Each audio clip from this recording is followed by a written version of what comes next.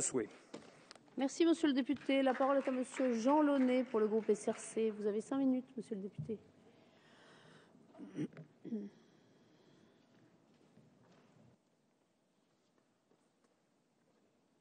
Merci Madame la Présidente.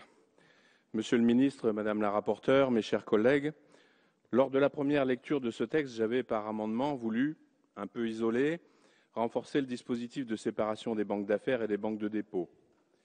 Minoritaire sur cette ligne, je remercie mes collègues de me permettre néanmoins une expression ce soir dans cette deuxième lecture.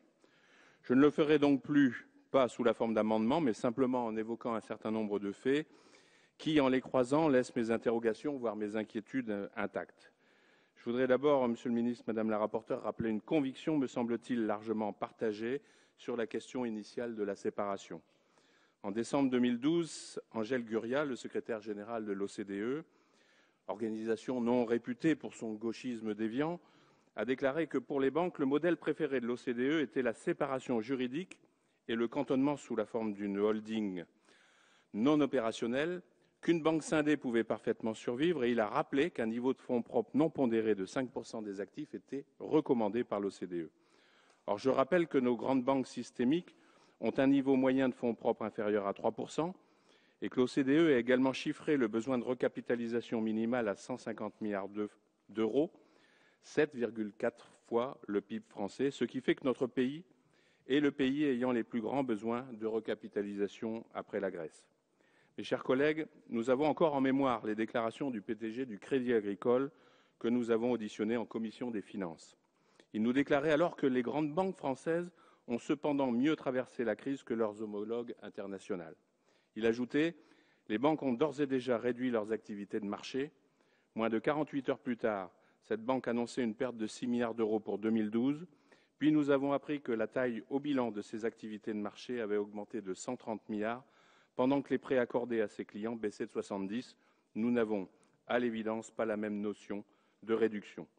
Le fait d'être désormais la banque systémique la moins capitalisée du monde, après avoir été la plus capitalisée dans les années 80, devrait pourtant inciter à plus d'humilité, à une analyse plus sévère, une analyse critique plus sévère du modèle suivi. Bien au contraire, les activités spéculatives à très haut risque ne cessent de croître. Ainsi, en une vingtaine d'années, le montant brut des engagements de toutes les banques françaises sur les produits dérivés a progressé d'à peu près rien, et nous nous en passions fort bien, à plus de 100 000 milliards d'euros. C'est le bilan des banques et l'ACP qui nous le disent, soit 5 siècles de recettes de l'État.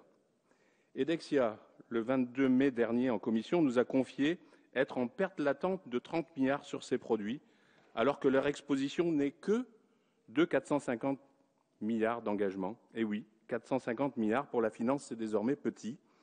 Comment ne pas être inquiet face à ce déluge de montants et de pertes qui semble sortir d'un jeu de Monopoly, sauf que les contribuables et les banques centrales doivent remettre au pot quand les joueurs perdent gros.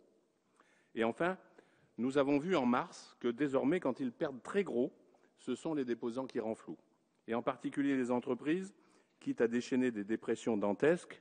On parle désormais d'une décroissance à 2 chiffres pour Chypre, c'est ce pays que j'évoque, et ce n'est que le début.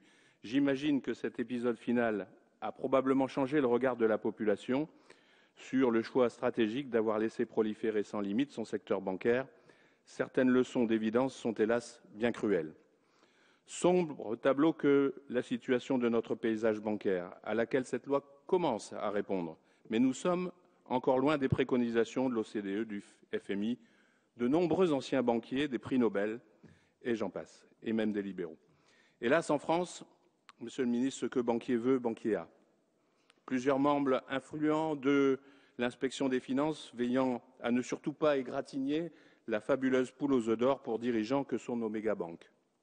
N'oublions pas que c'est l'équivalent d'une promotion de l'ENA, près de 80 personnes, qui dirigent désormais les 4 banques françaises soumises au risque systémique, allant y faire fortune après ne pas, surtout pas, les avoir réformées. Aléa Jacta Est pour la séparation. Mais puissions-nous, au moins, dans cette deuxième lecture, poursuivre l'amélioration du mécanisme de résolution pour lui donner plus de transparence afin de garantir en pratique l'intégralité du dépôt des Français.